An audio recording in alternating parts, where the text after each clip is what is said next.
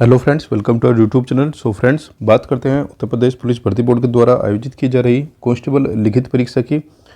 आइए बात करते हैं 17 तारीख की दूसरी शिफ्ट किस हिसाब से इसका पेपर आया था, किस लेवल का पेपर था, और 18 फरवरी वाले जितने भी कैंडिडेट्स का 18 फरवरी को परीक्षा होगी वो ये कुछ इंपॉर्टेंट टॉपिक्स है, ज़रूर करके जाइएगा क्योंकि इसमें से क्वेश्चन आपके आ रहे हैं। ठीक है। सो फ्रेंड्स, चैनल पर पहली बार आए तो प्लीज़ चैनल को जरूर सब्सक्राइब करना फर्दर अपकमिंग अपडेट्स के लिए, और बेल नोटिफिकेशन को प्रेस करना जिससे सभी अपडेट्स आप तक प्राप्त होती रहे। आइए स्टार्ट करते हैं आज की वीडियो को। तो देखिए फ्रेंड्स, इस टाइप के क्वेश्चंस आपके पेपर में आपको देखने को मिले थे, और यहाँ पर आपको ध्यान रखना होगा दोनों ही शिफ्ट में सीक्वेंस निकालने के क्वेश्चन पूछे गए हैं। एवरेज से भी टाइप के क्वेश्चन पूछे गए हैं। और देखिए, एवरेज मैथ पूछा गया है, ठीक ठाक मैथ पूछा गया है, और डीआई आपको कंप्लीट करके जाना होगा। डीआई हमने फर्स्ट शिफ्ट का जब एनालिसिस कराया था उसमें भी बताया था डीआई भी कम से कम 5 से 6 क्वेश्चन डीआई के आएंगे, और डीआई जब आएगा तो आपका टाइम लेकर जाएगा। ठीक, ओवरऑल यदि देखा जाए तो मैथ का पेपर ईजी आप कह सकते हो। यदि आपका मैथ एवरेज है तो आप मैथ में से 30 में से कम 20 में से, ठीक है, यदि आपका मैथ एवरेज है तो 20 में से आप 15 क्वेश्चन इजीली कर सकते हो। ठीक है। अब बात करते हैं जीएस की। देखिए फ्रेंड्स, जीएस की यदि बात करी जाए तो फर्स्ट शिफ्ट के कंपैरिजन में सेकंड शिफ्ट का जो पेपर था वो भी जिस लेवल पर फर्स्ट शिफ्ट का पेपर सेट किया गया था उसी लेवल पर ही सेकंड शिफ्ट का पेपर सेट किया गया था। आप कह सकते हो कि 17 तारीख के दोनों पेपर जो सेट किए गए थे वो दोनों ही सेम लेवल पर सेट किए गए थे, और इसका मतलब आप सीधा समझ सकते हो कि नॉर्मलाइजेशन में यहाँ पर ज़्यादा भी किसी को फ़ायदा नहीं होने वाला है। ठीक है। फर्स्ट डे का इतना ज़्यादा नॉर्मलाइजेशन आपको देखने को यहाँ पर नहीं मिलेगा। ठीक है। रीजनिंग जीएस में बात करें तो जीएस में आपको जीएसटी, ठीक है, जीएसटी से संबंधित जितने भी फैक्ट्स है आपको याद करके जानी होगी। जीएसटी से रिलेटेड जो टैक्सेस वगैरह का स्लैब दिया हुआ है ये चीज़ें आपको ध्यान रखनी होगी। कॉन्स्टिट्यूशन असेंबली से भी क्वेश्चन पूछे गए हैं, और ये आपके पोर्ट जो बंदरगाह वगैरह है वो सब आपको देखने होंगे, बंदरगाह वगैरह से भी पूछे गए हैं। और स्टैटिस्टिक्स उत्तर प्रदेश की जीके के भी लगभग आप 5 से 7 क्वेश्चन यहाँ पर मानकर चल सकते हो कि दोनों ही शिफ्ट में 5 से 7 क्वेश्चन उत्तर प्रदेश से संबंधित पूछे गए हैं। और वेरियस स्टेट में जो स्कीम्स चलाई गई है उनसे भी संबंधित क्वेश्चन पूछे गए हैं। ठीक है फ्रेंड्स, उत्तर प्रदेश की बाउंड्री से संबंधित क्वेश्चन पूछा गया है सेकेंड शिफ्ट में। और आपको ये चीज़ें ध्यान रखनी होगी कि उत्तर प्रदेश के एडमिनिस्ट्रेशन में ये चीज़ें आपको एक बार यदि थर्ड शिफ्ट में या फोर्थ शिफ्ट में आपका पेपर है तो ये चीज़ें आप जरूर देख के जाइएगा क्योंकि यहाँ से क्वेश्चन आपके देखने को मिल रहे होंगे।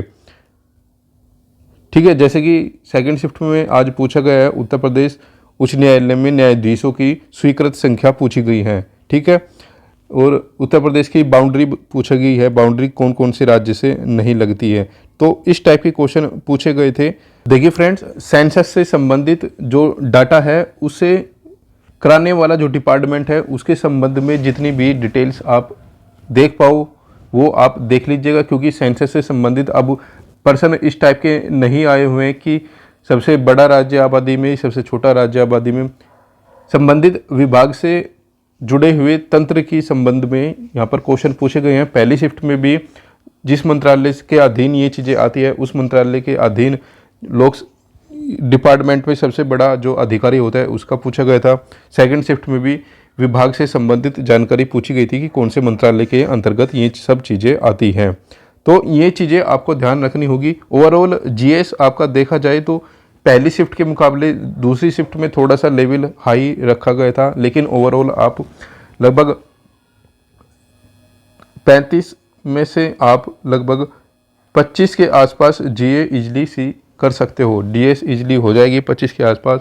रीजनिंग में सेम पैटर्न वही है जो यूपी पुलिस में होता है, सेम टाइप के question, same as first shift जैसा फर्स्ट शिफ्ट में था।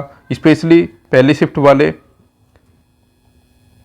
इस चीज़ की जो प्रशासन पुलिस एडमिनिस्ट्रेशन से संबंधित क्वेश्चन थे काफ़ी लगभग 8 से 10 क्वेश्चन पहली शिफ्ट में पूछे गए थे और लगभग 7 से 8 क्वेश्चन सेकंड शिफ्ट में भी पूछे गए हैं। तो आने वाली जो दोनों शिफ्ट होगी उन दोनों शिफ्टों में ये क्वेश्चंस जरूर आपको करके जाने होंगे, क्योंकि आपको वहाँ पर इन पोस्ट से रिलेटेड क्वेश्चन आपको देखने को मिल रहे होंगे। एक बार आप संविधान सभा से संबंधित जितने भी इम्पोर्टेंट फैक्ट्स हैं उनको भी देखकर जाओगे। ओवरऑल देखा जाए तो रीजनिंग भी सेम लेवल रखा गया था, जो पहली शिफ्ट का लेवल था वही शिफ्ट का लेवल अब सेकंड शिफ्ट में भी रखा गया है। ठीक है, टॉपिक्स वही हैं, लेकिन आपको ये पुलिस प्रशासन से संबंधित जो टॉपिक है वो आपको देख लेने होंगे। ठीक है, ओवरऑल यदि आप इंग्लिश की रीजनिंग की बात करते हैं तो रीजनिंग में से ईजिली आप 45 प्लस आप इजीली कर जाओगे। ठीक है, 45 प्लस हो जाएंगे, रीजनिंग में इतने टफ भी नहीं आ रहा है।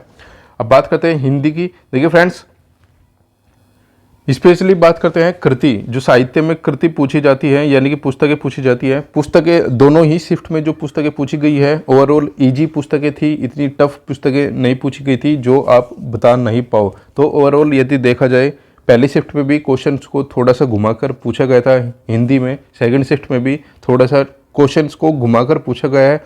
हालांकि हम इस बात को पहली शिफ्ट में भी बता चुके हैं आपको, और हमने ये चीज़ें आपको रेडियो ऑपरेटर की जब परीक्षा हुई थी उस टाइम पर भी बताई थी। हिंदी के क्वेश्चन डायरेक्ट वन लाइनर नहीं होंगे, इसमें थोड़ा सा चेंज वहाँ पर आपको देखने को मिल सकता है। तो वो चेंज आप यहाँ पर देख सकते हो, वो चेंज यहाँ पर देखने को मिला है।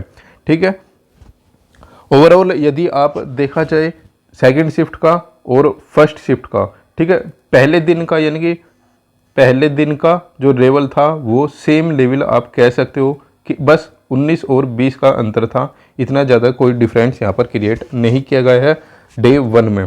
ठीक है, तो फ्रेंड्स यदि आपने अभी तक फाइनल रिवीजन नहीं किया है कल के लिए तो आप पुलिस प्रशासन के क्वेश्चन जरूर देखना। सेंसस से रिलेटेड जितने भी क्वेश्चन है, सेंसस में जो डिपार्टमेंट है किस डिपार्टमेंट के अंतर्गत आता है, ये चीज़ें आपको वहाँ पर देख लेनी होगी। ठीक है, थोड़ा सा एक बार जो यूपी पुलिस की जो वेबसाइट पर डिटेल्स वगैरह दी गई है विभाग से संबंधित, ठीक है, टैगलाइन वगैरह, टैगलाइन से संबंधित क्वेश्चन भी पूछा गया है। ठीक है, यूपी पुलिस की टैगलाइन वगैरह है, ये चीज़ें भी आप एक बार देख लीजिएगा। ओवरऑल यूपी जीके के क्वेश्चन भी 5 से 7 क्वेश्चन आपको यूपी जीके में मिलेंगे। ठीक है, यदि हम कंप्लीट पेपर की बात करें तो ईजी पेपर आप कह सकते हो, ईजी टू मॉडरेट इस पेपर को बोल सकते हो सेकंड शिफ्ट को। ठीक है, इतना भी ये पेपर टफ नहीं था, ठीक है, इतना भी इजी पेपर नहीं था, लेकिन हाँ फर्स्ट शिफ्ट के कंपैरिजन में थोड़ा सा अप किया गया था। ठीक है, सो फ्रेंड्स ये था कंप्लीट एनालिसिस शिफ्ट 1 और डे 1 का, कंप्लीट शिफ्ट 1 और शिफ्ट 2 का कंप्लीट डे 1 का एनालिसिस। ओवरऑल यदि देखा जाए तो इतना भी टफ नहीं होगा जो थर्ड शिफ्ट वाले या फोर्थ शिफ्ट वालों को यहाँ पर प्रॉब्लम होने वाली है।